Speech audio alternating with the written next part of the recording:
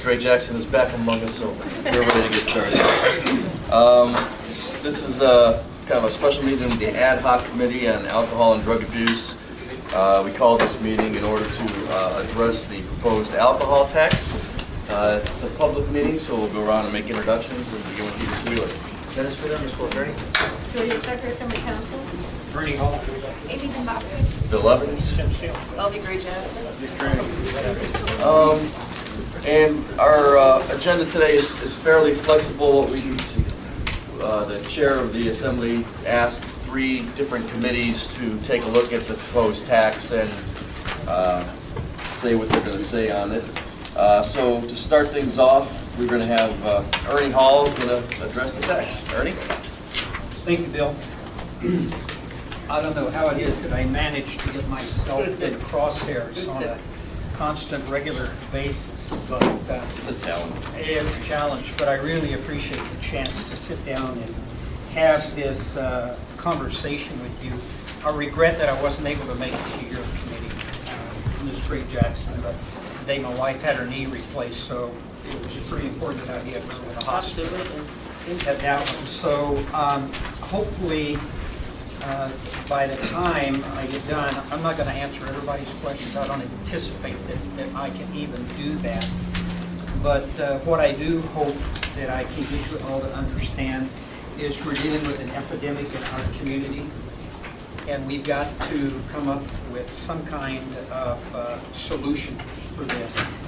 And it started in a public safety meeting when we were there, and Assemblymember Horniman had been down with the chairman, Mr. Traney, that week, and had actually shot some video down on Carla of what we've got going on down there. And there's a lot of people that's living on that street now. But Mr. Horniman was addressing the fact that he had actually picked up an inebriate on the campus, and for 6 hours he couldn't find any place to take this individual.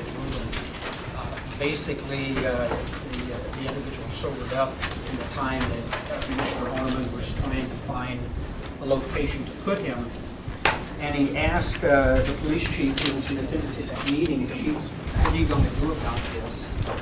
And I actually made the comment to Mr. Horniman, you know, the chief's doing his job.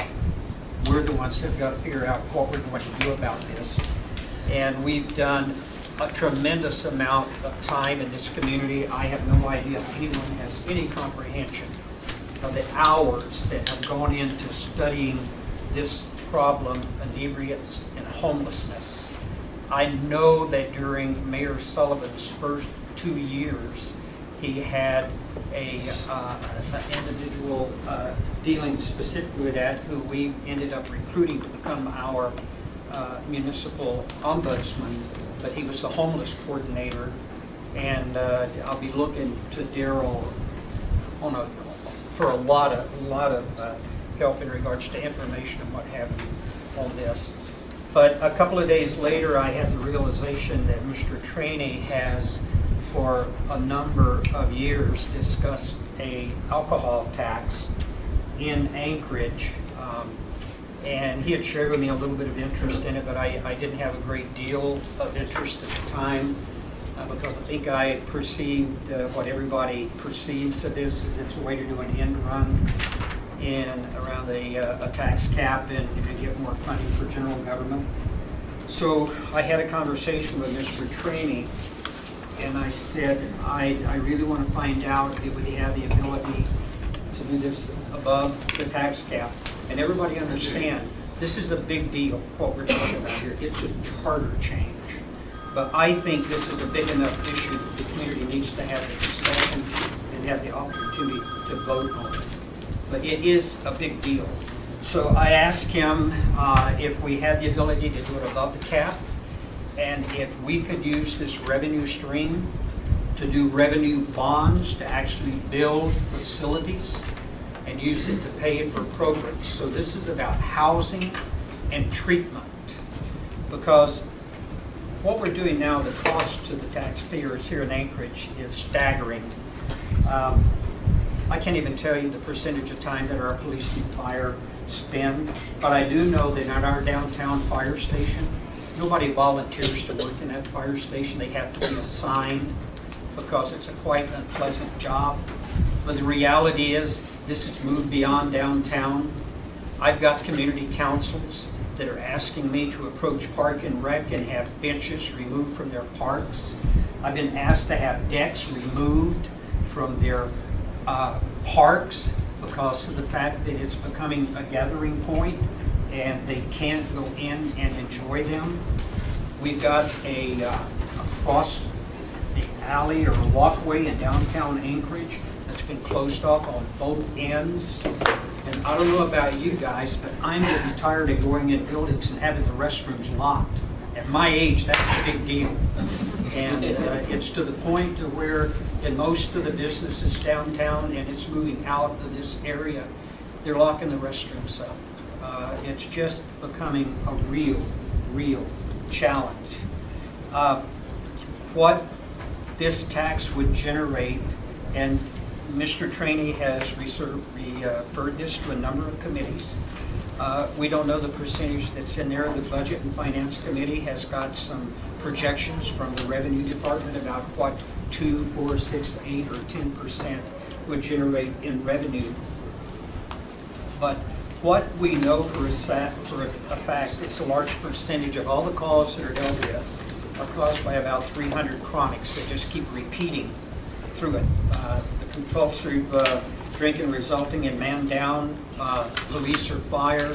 When they respond, if the community service patrol can't be there to pick them up, they cannot leave that individual. They have to have someone with them until that has been dealt with, either picked up by community service patrol and carried to some point, or in the case with the police, sometimes to the point that they actually incarcerate an individual. Fire department EMTs transporting to our hospitals, the costs that are put on the emergency room and dealing with these situations as they occur.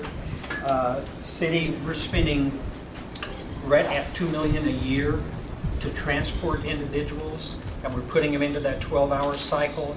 We pick them up, we take them to the shelter, they sober up, and they put them back on the street.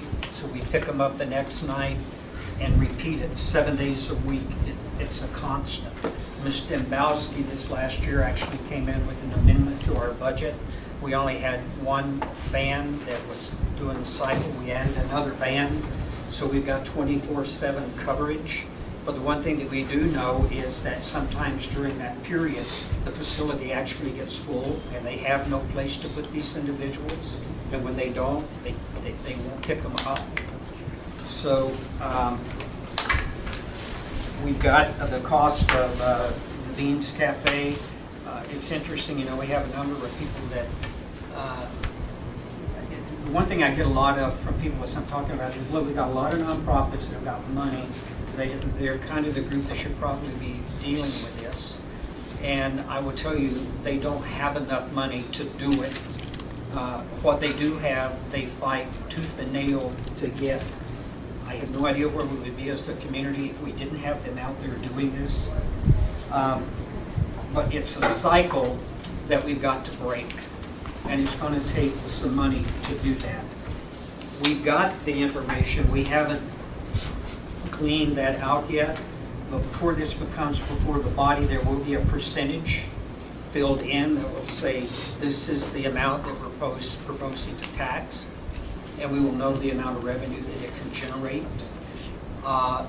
The amount that we generate through this tax, the only thing that, in my opinion, that will make it worthwhile to the community is the fact that we can take those funds and look at doing a revenue bond, because we've got to have some facilities, not only to house. I have no idea how many rooms we could use that are like Carluck Manor, where we've got these individuals where we don't get them off, but they're in a safe, warm environment. We need treatment facilities, and we need additional holding facilities. So we will also get a figure, so we get an idea about if we pick up, and Mr. Trainee, I'm doing this off the top of my head, but we're being passed out a piece here that shows an 8% tax would generate 14.6 million to 20.8 million. I'm not saying that's the percentage, but I'm just saying that's the number. I would love to have the community engage and say we need this much in regards to actual facilities, whether it's housing first or places to house individuals. It can be used for job training, it can be used for treatment. But, you know, I've always kind of pictured this as a portion of this money would be used to pay a revenue bond. And I think Mr. Trina shared with me that we've got the information, 14 million. Would do debt service on about 100 million if we did a revenue bond. And I'm not saying we need that number. These are things that the community is going to have to make a decision about. But I would love to see it that not only do we have a revenue stream, that we could provide housing, provide treatment by using part of it to do a revenue bond and part of it to go for the treatment. And another thing that would need to be decided, if we step up as the community and decide we do want to task ourselves to deal with this problem. I realize it's a tough time in the state of Alaska right now, but I think at that point in time we would have every justification in the world to go to the legislature and tell them we need you to put some skin in the game, because Anchorage is the treatment center. Anchorage is where people are migrating to, and we are, to a degree, dealing with this. It's a statewide problem that we're ending up within our local communities. The point to this is, if we get the votes to put it on the ballot, it is a charter change. It takes 8 votes. There will be a public hearing on this this next Tuesday. Mr. Train is scheduled for 2 public hearings. The second will be on February 3rd. We need to hear from the community. If this is something we're going in a total wrong direction, I'm sure that a lot of people tell us. But, and I understand the liquor industry having a concern with this, but I also want you in this room to understand the cost the liquor industry may have in this is the cost of collecting the tax. The money is going to come from all of us that go into a liquor store or go into a bar and buy liquor, because it's going to take a majority of the community to go in and say, yes, we recognize this is a problem, it's a growing problem, and it's something that we've got to deal with, and quit doing studies and putting the study on a shelf because nobody can identify a revenue stream to be able to take care of it. So with that, Mr. Bill, I will field questions if there are those. It's a big discussion, and it's important that the entire community be a part of this conversation. Thank you, Mr. Hall. Mr. Trainee, as a sponsor, do you want us to add anything to that? You said everything. Are there any questions or comments from Mr. Hall? Well, what an unusual group this is. There's nothing, I mean, you know, the commission we've had is to just address this by our committee. Obviously, as a committee whose main focus has been addressing the issues of chronic inebriation in our city and homelessness as it relates to that. This is something certainly that impacts what we're tasked to do.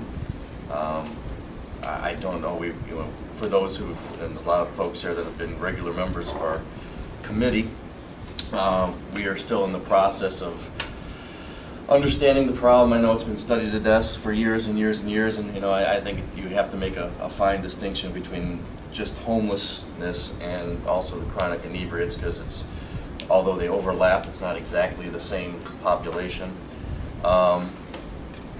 There's probably, since June of this year, there hasn't been a day that's gone by where I haven't spent at least some time trying to get my head around all the issues that we're dealing with on this committee and trying to figure out what the solutions are going to be. And I say solutions plural, and I mean that to emphasize that, because there is not one solution. That's of all the things I've learned so far, I know that's the one thing I know to be true, that there are there are going to have to be a number of different things that take place in order to curb the problem of chronic inebriation in this city. And I use the word curb also emphatically because we're not going to eliminate chronic inebriates. I don't think any place anywhere has done that ever since the introduction of alcohol. What we do is manage the problem and getting it to a manageable state, and I know there are a number of cities that have done that quite well through a lot of different agencies and a lot of different efforts.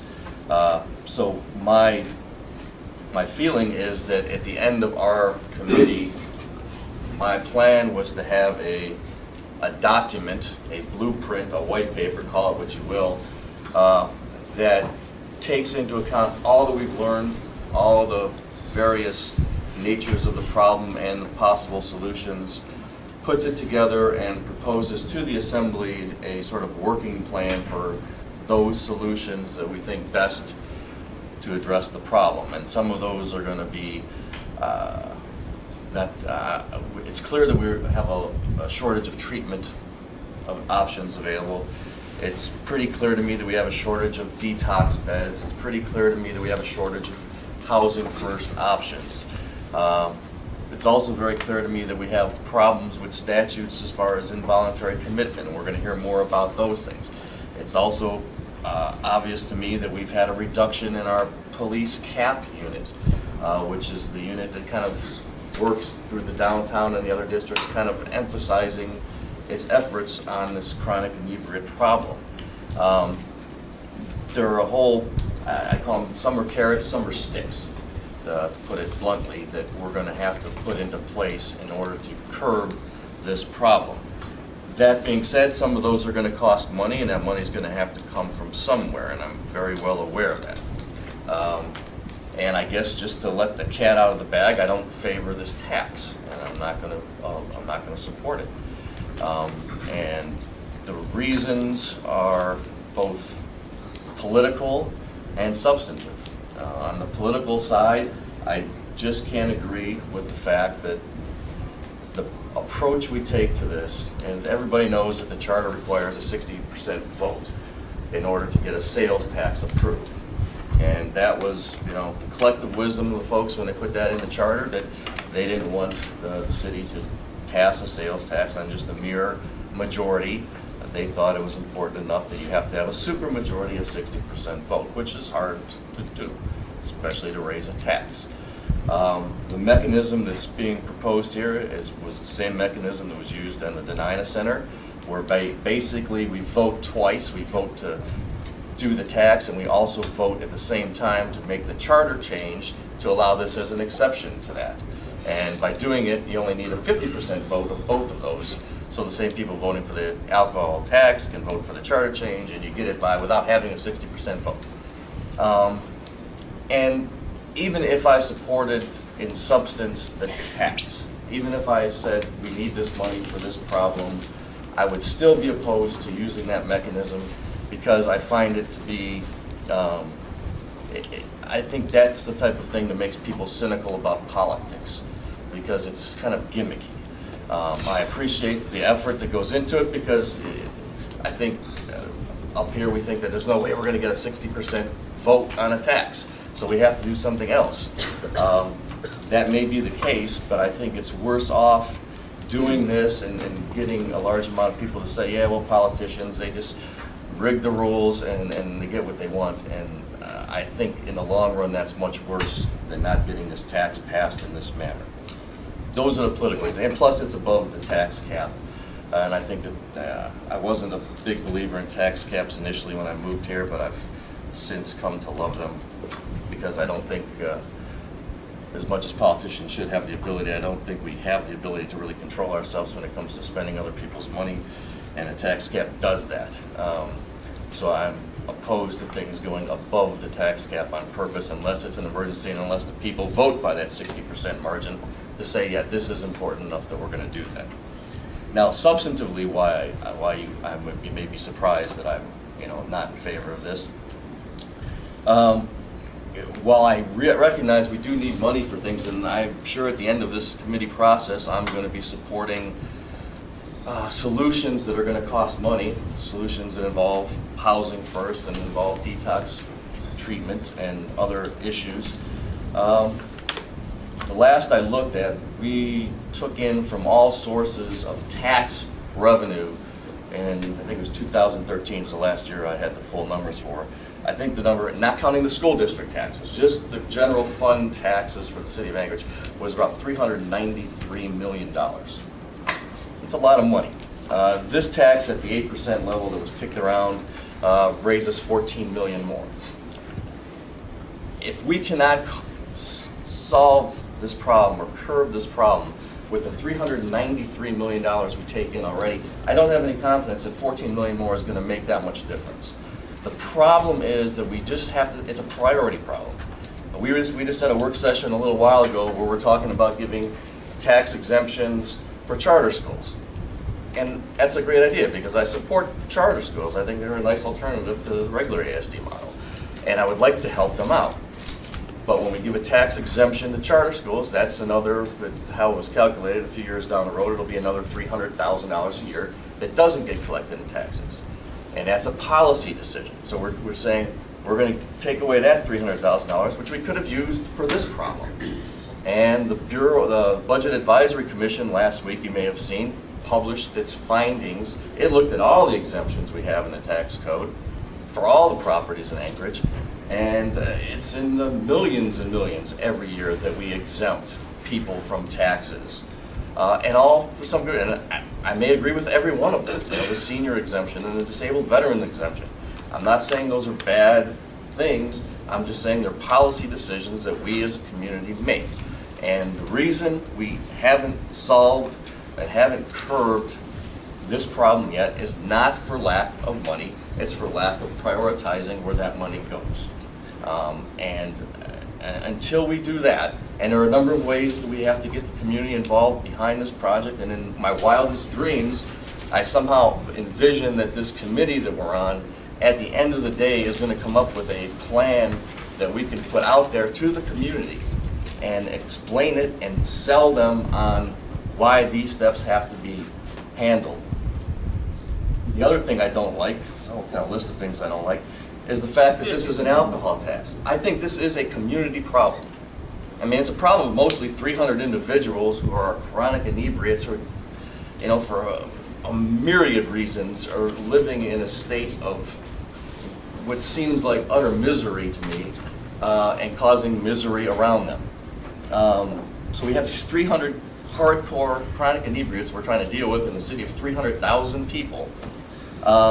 And we're doing this alcohol tax, and it's not a tax on the alcohol industry.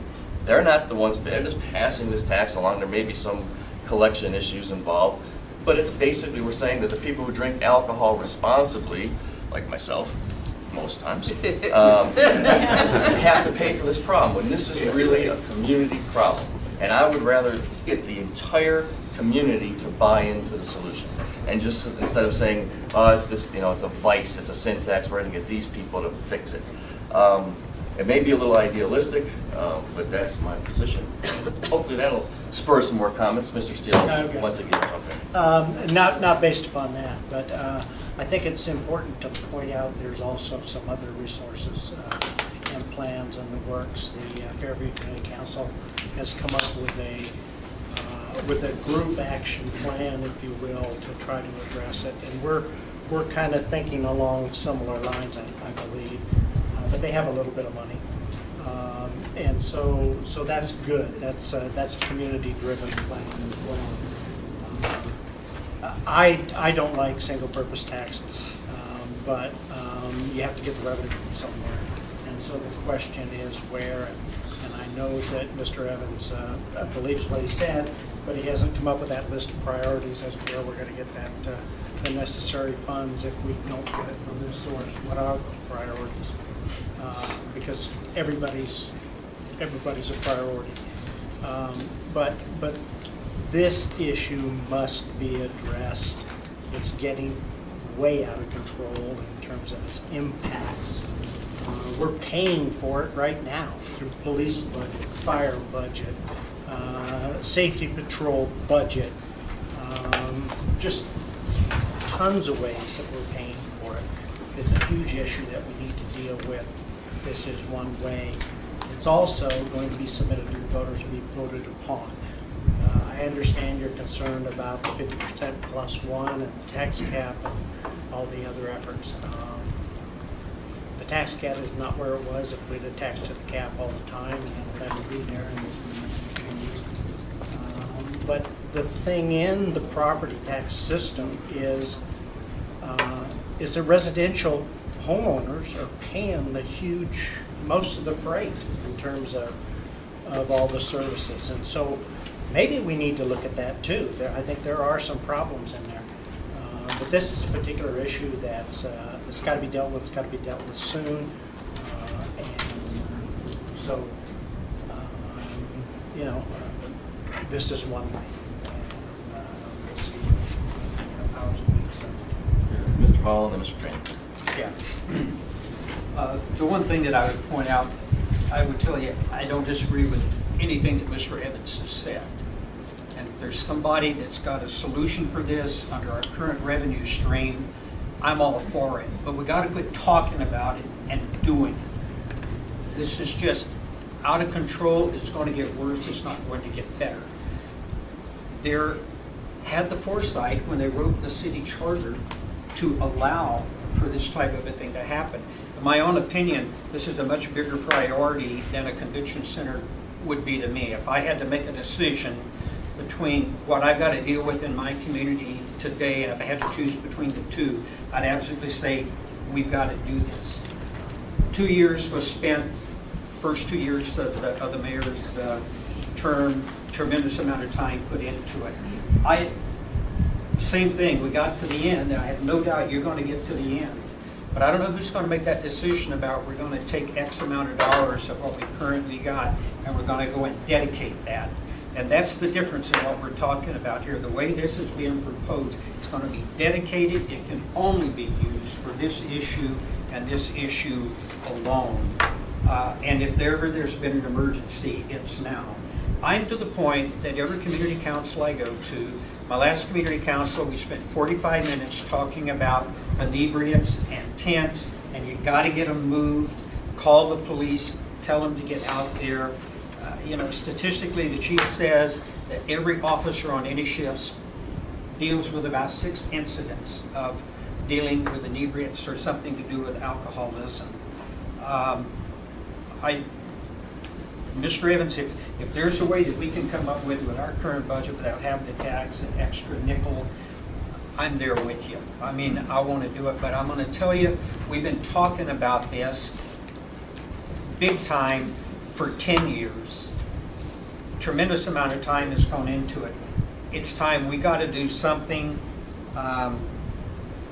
This seems to be, to me, a logical solution of a way to find a revenue stream to do this. Even if we pass this, best case scenario is it's 2016 or 2017 before we ever see any results from doing it. Today, if we passed it today, that's how long we're looking in the future. And I have no idea what that circumstance is going to be in this community in 2 years. Not a clue.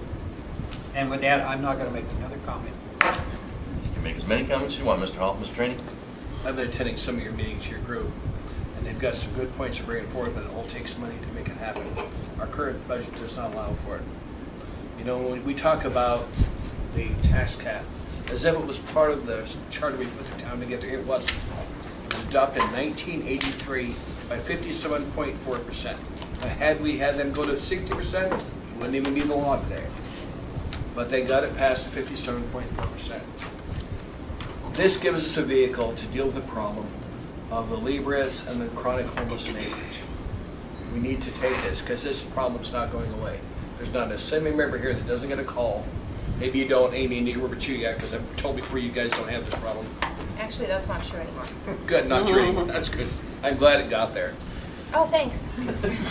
But I talked to community council president, their biggest problem is the inebriates, the homeless, they're living everywhere in Anchorage. If we don't have a vehicle to take care of this, it's going to overwhelm our town. And I meet with a lot of people that don't drink. And they keep asking, why am I being forced to pay my tax dollars to take care of those who do drink? And the only answer I have for them is, that's the way it's structured right now. But this way we'll structure it differently. So we can get some income coming in. And 8% was just a number off the top of what they told us before. But it actually goes from 8% of $14 million to $20 million. And that's a lot of money. We could dedicate a revenue stream and put it into building something like this to deal with the homelessness. If you don't think it's a problem in Anchorage, go down to Carlick Street at 11 o'clock tonight. And you will see sleeping bags that looks like a lid of cigarette butts thrown at a bus stop. And there's a person under each one of those. What kind of town do you want to live in? And we've been lucky this year. We've had cold weather. It drops to 20 below. We're going to have death out there in the streets of Anchorage. None of us want to be responsible for that. That's all, sir. Thank you, Mr. Trainee. The estimable, Mrs. Gray Jackson. Thank you, Mr. Chairman. I'm going to start out my comments with a few years back when I think it was Mr. Trainee who brought forward an alcohol tax, an increase in the alcohol tax because we needed to balance the budget. I voted against that, and the reason why I voted against it was because I thought it was very unfair for this body to increase taxes on one segment of our community to balance a budget that I thought was a budget deficit that I thought was manufactured. Okay, so I voted no on that because I thought it was not fair for, again, one segment to balance the budget in this community. This particular ordinance, I have to say that I support it, and I'm saying that I support it because I've been involved with a group called T-BOP since 2009, and one of our missions is to figure out ways to deal with the inebriates, in particular in the Campbell Park area. Okay. With that said, yeah, I personally support it. I support the intents. I think it is a good idea to find a source of revenue to help us with this situation. But when I make decisions in this community, for this community, I leave my personal opinions out of it.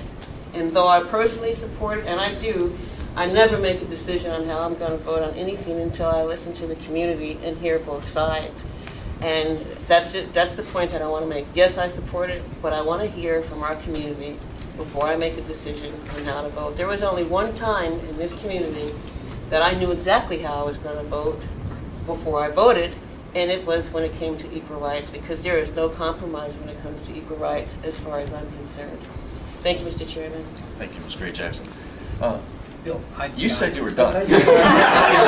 No, I just say, That was I've got a 21 meeting minutes. at 3 o'clock with my wife's doctor. If Oh. I'm not there, I could be a Understood. single man by nightfall. You're going to miss my startling comeback. Somebody I'll share it with you later. Somebody record that. The for me. recording's on there. I do appreciate what everybody said. I love being in the minority. I'm there with you. That's good. But You're welcome to my world. here's the other thing. I mean, I appreciate that everybody. I mean, we're all on the same page as we want to solve this problem. And this is a tax. But this tax is not saying. Is this a detox center? Is this Ernie mentioned that they don't have enough room in the sleep-off center. Are we just going to expand the sleep-off center and keep perpetuating the cycle of putting them there for 12 hours and just have more people in there because we can't get them all in? Is it a house? Is it another Carlick Manor? The reason we purposely created this committee to chart the course that we're charting by going through this whole year-long process and trying to see this problem from every aspect possible was because there are many solutions. We can list, I can go up there and list 100 different solutions that will help this problem right now. But we have limited money. I say we have limited money, you say we have limited money, we all agree we have limited money. So it's very important that we use that limited money in a way that is going to have the biggest bang for the buck. There are some things that aren't going to cost a lot, and there are some things that will cost a lot. And maybe we'll just have to, scrimp and save and just do the ones that don't cost a lot. But at this point, we're just putting out a tax there to get the money, and I guess rely on hope that we have a plan for how we're going to spend the money. Because I haven't seen the plan yet for where this money is going to go. Okay, so you get $14 million on an 8% tax. Then now what are you going to do with it? I'm sure we'll find ways to do it. The government somehow always finds ways to spend the money. We're spending a lot of money on this problem already. We don't have a problem with chronic inebriates in this town because we don't tax enough. That's not the cause of the problem. And by taxing $14 million more, you're not going to make the problem go away. It's going to be the solutions you come up with, and I'd rather focus on that. And there may come a time when we're going to have to ask the people for money, but we're going to tell them what the solutions are and say, this is what we want the money for. Not just trust us, we're going to raise this money and we're going to put it to the solution and we're going to solve it for you. That's where I stand. And I won't say anymore. Any other committee members? Ms. Dombrowski? I think I made my opinions pretty clear at the last meeting, so I don't think I feel like I need to rehash it, and you did a far more eloquent job than I. But from a committee perspective, I'm not willing to put forward a resolution in support or a specific number or of the ordinance in general. So if there's no other committee members that are willing to do that, I think like our other meetings, it would be beneficial to open it up for comments. Sure. And Mr. Constant has a comment already. Sir. A couple of things. I represent Fairview Community Council. I'm also a member of the Business Association. I work at Aquila, but I'm not here speaking for Aquila. And I'll predicate this weekend. I was in my yard doing some yard work, and I looked over, and someone had defecated on my neighbor's wall. Very dramatic and very frozen. And then I got a call from a business owner who's down in the neighborhood down there by what we call the Vortex. She called the health department. The health department said, we don't know what to do. Call the mayor's office. They called the mayor's office. The mayor's office said, call the Fairview Business Association. Really? And so we actually went down and took pictures of the poops all over her property. It's quite horrifying. Being tracked into businesses is a public health crisis we got going on down there. So I'll predicate my talk or my speech this moment on that. I'll be brief. I can tell you that the Business Association, the council hasn't been approached on this question, but I could say that the council is probably going to be not so interested in talking about more taxes, because we went to Juneau last year with the intent of getting funds to do a very specific thing, increase the treatment and case management in the neighborhood. And at the last minute, the great Oz, the little man behind the curtain, made the money become funding for housing. And so our faith in the process in Juneau is waning and nearly dead. And so the money is going to be spent by an organization that came here and said they had an operating hole in their budget and they needed the money. So the wise ones in Juneau decided to fill their operating hole. So it's going to do some good, keep their building going, whatever it is going to do. So, and I'll let Heidi speak on behalf of the Business Association.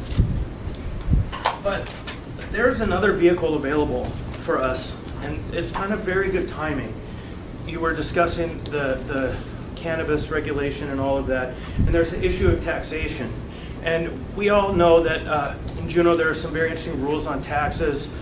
The fisheries rules, there's 50% revenue sharing on taxes gained to the fisheries, right? 50% is returned to the local community on taxes raised. It would be really wise for the Legislative Committee of the Assembly to start considering a proposal to ask Juneau, in their process of regulating cannabis and also regulating alcohol, to return 50% of the funds raised in any community that's impacted by these sales right to that community, so that the local community can respond to the question. Instead of the bureaucrats in Juneau, the little man behind the curtain saying, this is what you're going to do because we know what's best for you, right? And so there's an opportunity. That's $40 million a year. If half of those sales are in Anchorage and 50% of that, that's $10 million a year that could be returned to this community through revenue sharing, specific to this already being paid by the people who are buying this alcohol.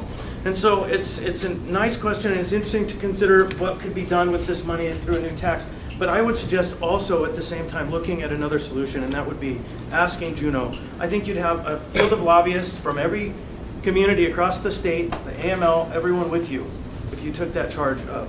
So I just suggest that. Thanks, Chris. Heidi, and if we can try to limit our public comments about 2 minutes, get everybody in. Some of you, Mr. Steele, Amy, Mr. Hall that left, were at some of the community council meetings where I spoke on this issue, where I took our plan to you and committed to you that we were going to follow through. We were going to make sure that this happened. And we did. right up till the end, right up till the money got took out of the plan that we had. And the plan was the all-encompassing, starting with the detox, the treatment, everything was there, all of the elements. We had all of the social service groups at one table. That's never happened before, has it? Never before. We had them all at one table, thinking of ways to do exactly what we envisioned, exactly what you're here for every month to do. But it got taken away because there's somebody sitting in an office that thinks they know more than the people that are doing the work. So do I trust that a new tax is going to do what the $40 million that we're already paying is supposed to do? I don't. I have a problem with it. Until the system is fixed, until the folks that are actually doing the work are allowed to do the work and to have some say in what they believe the money should go for, it's not going to work no matter how much money you bring in. If these folks that are there on the streets every day aren't in charge of how this gets done, because they know how to do it. And by working together, each and every one of them, it can be done. I mean, that was a huge thing to have them at the table. It's gone now. We need to get that back, and we can't keep, taxing and bringing in money if we don't fix that system. That's what's broke, because we went and we did it. And I made a promise to your councils. And I can't follow through on that council. So should I trust that what you say is going to happen with this money? I'm sorry. I'd love to. I really would. But as a person that has been before each and every one of you asking for your help, I don't believe that until you fix the system, it's going to be pretty good. Rosalind? As you know by now, I am the CEO at Aquila. The old facility is still there, Aquila House. A long time. We've been here 40 years. I've been at Aquila for 22 years. We had 40 clients in Aquila House 22 years ago that were funded by the state.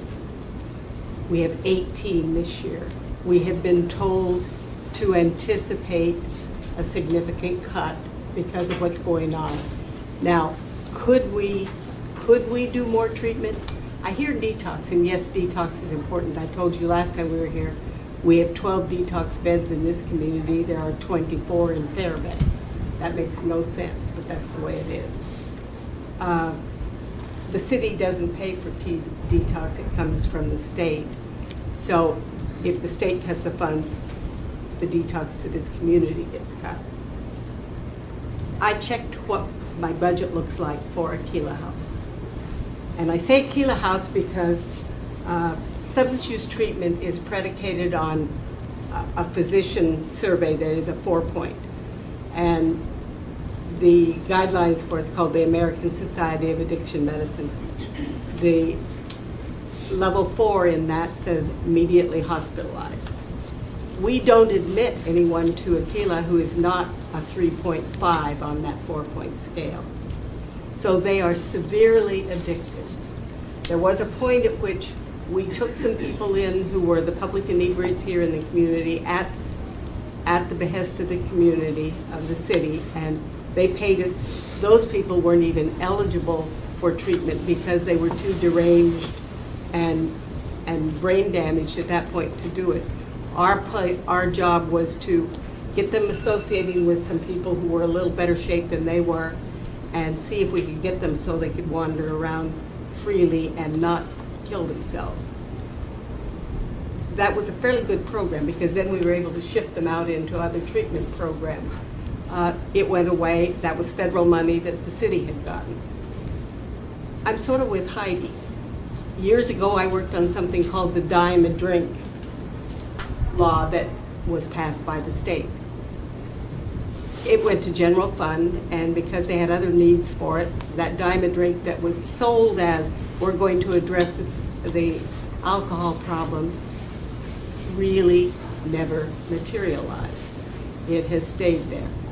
It will continue to stay there because the state is short of funds. So they're not going to give any of that dime a drink money back to the communities. Lisa Murkowski was one of the leads on that particular bill. it is one of these things that there's a terrible problem out there. There is no question there is a terrible problem. But you don't have treatment programs in this community that have the capacity to address that because they're not funded to do so. And these people do not qualify for any kinds of support. There's no Medicaid, there's no Medicare, there's no nothing for which this group qualifies that the social service groups can use for resources. The budget for Aquila House was $691,000 in 1992. The budget for Aquila House this year is $702,000. It is $702,000 because we got a $20,000 one-time only in addition to, because we've done a good job. It was a performance addition. That's what you're looking like in your treatment communities. Thanks, Priscilla. If you keep talking that long, people will think you're a politician. Darryl? First, I want to say I'm off today, so I'm here as a private citizen. And given my position, I'm not going to comment on the tax, but I do want to make a few observations. 28 of my 50 years in Anchorage, I've lived in Fairview. I was a community council president for 5 years. I currently serve as a member of the board of the Anchorage Coalition to End Homelessness, and I serve on the Brother Francis Advisory Council. When I was the homeless coordinator, I had Reprographics scan in, and I posted on the DHH website all of the reports from the mayoral kitchen cabinets, homeless leadership teams, blue ribbon panels going back to 1972. And I've read through those. And I met with Carmen from the coalition last month, and I printed off the executive summaries and the recommendations. And they all talk about the same thing for over 40 years. More treatment, wraparound services, supportive housing, affordable housing. We talk about the same things over and over. And I will guarantee you at the end of the year, your committee, which is doing great work, 90% of the recommendations you come up with are going to be in those reports from the last 40 years. But they never get implemented. And that's why people are getting jaded in the community. We go for the low-hanging fruit, we pat ourselves on the back, and the current mayor at that time will punt the ball to the next guy. We never go for those really hard to implement things, the things that will take funding. 10 years ago, when the current mayor, or the former mayor, agreed to support the 10-year plan to end homelessness, he agreed to support it because it was zero cost to the municipality. And the reality is you can't really have solutions without it being some cost to the citizens. But I think the community, I know my neighborhood where I live, people are getting tired of report after report after report talking about the same needs, and we don't implement those. Mr. Steele, you had another comment? Yeah, I just, as a wrap-up comment from my point of view, first off, I'm not on the committee. That's, Oh, we know that. I'm a shill. We have a list. Secondly, whenever I talk about a program, it's a complex solution. That's why every time I talk about it, I reference the Fairview model. The Fairview model is a comprehensive approach to enforcement and treatment, identifying those folks that you can proceed with when you're causing a problem. But everybody is saying you can't do anything unless you got money. And so, and the state has not been forthcoming, and at the moment, they're not going to be forthcoming with some additional funding. Is it a state problem? There's certainly a statewide component. But we got to do something, folks, and it's going to take money to do it. So, at that point, Gentleman in the corner and Mr. Train. My name is John Patsy. I hear a lot about everyone talking about the issue and the social issue of this. I'm not going to really talk about that.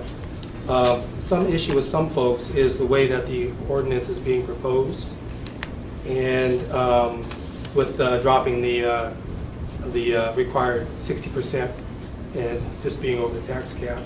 I just want to remind some folks of what was said and basically what was promised when the bed tax was proposed and approved. And if I could, I'm just going to quickly read a memorandum that was put out to the Assembly and to the people before that vote was taken on the bed tax, and explaining their justification and a promise that they would never use that tactic again.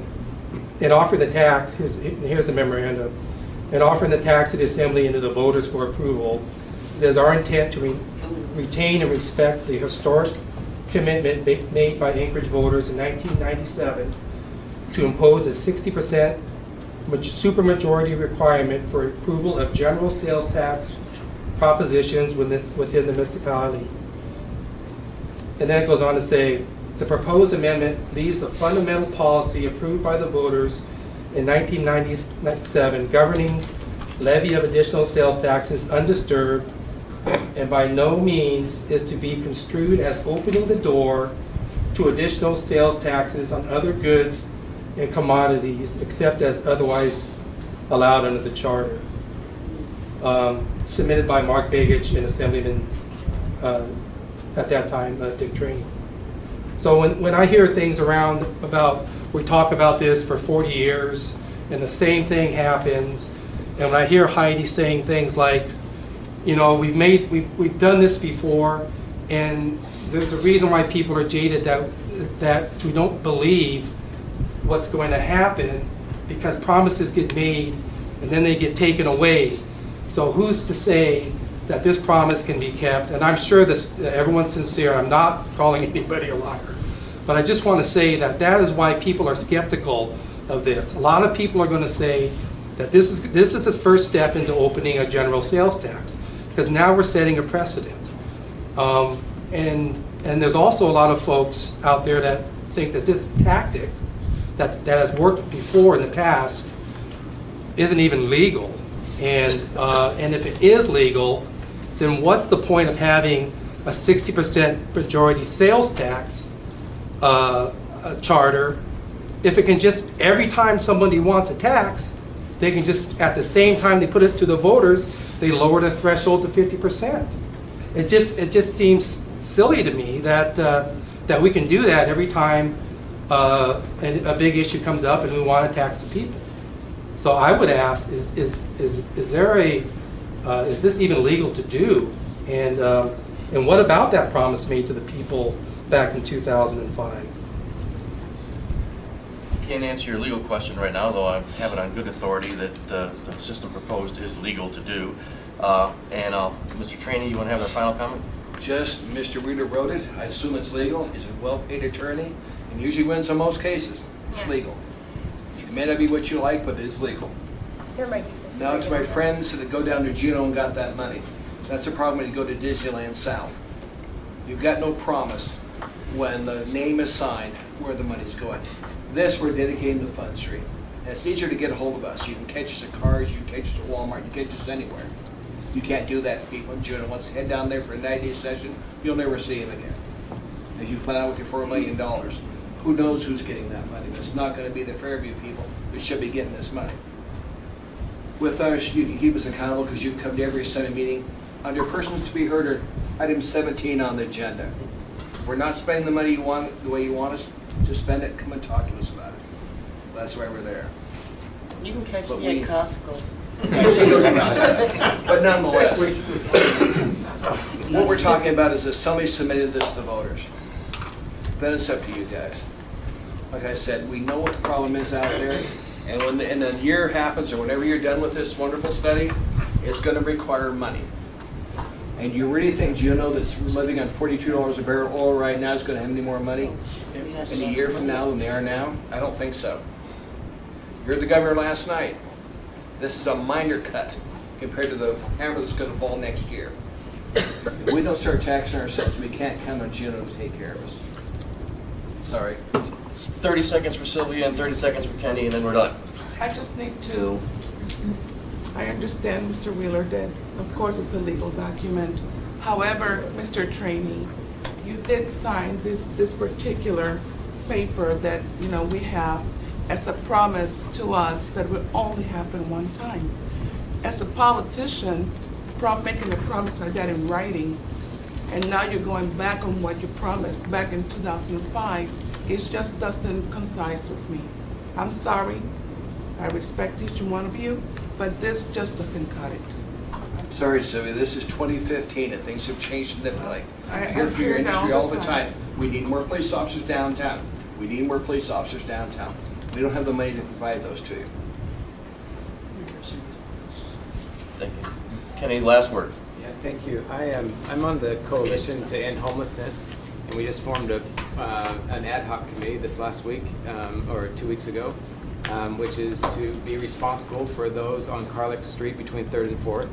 I'm the chair of that committee. And so if someone wants to know who's responsible for those folks down there, it's me and those who wish to join that for the coalition part of it. And of course, you guys are doing your part here. In the 10-year plan, it says the Assembly would take the lead in coming up with funding. I applaud what you're doing here of trying to take lead. Now, I don't know if the alcohol tax will do it. As you mentioned, there may be something else. For me, it's unfair because I don't drink, so I can't contribute. We'll find ways to have That's never a problem. So I just wanted to applaud what you're doing, and some will take property in order to come up with some other money, but it'll be needed sometime. Thank you very much. Thank you all for participating. We're adjourned.